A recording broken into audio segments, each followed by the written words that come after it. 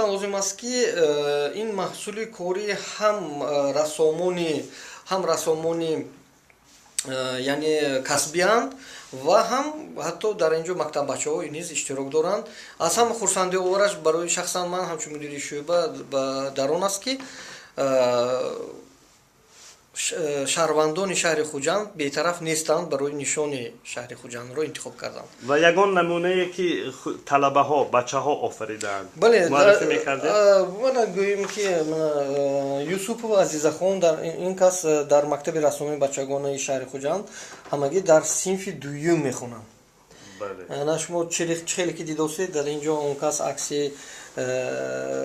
Камоли Хуҷанди, атласҳои Хуҷанд ва меваҷотҳое ки Хуҷанд хеле бой аст, он кас акс гардонидаанд. Мана дар инҷо бошад гӯем, ки ваи як рассоми касбӣ.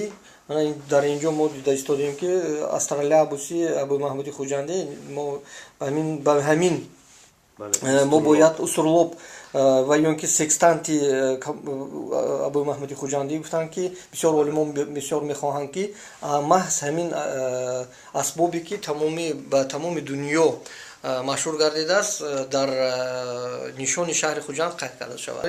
Мо мехоҳем, ки ба ғайр аз нишони шаҳри Хуҷанд баъди интихоб шуданаш дигар расмҳо бекор нагардад.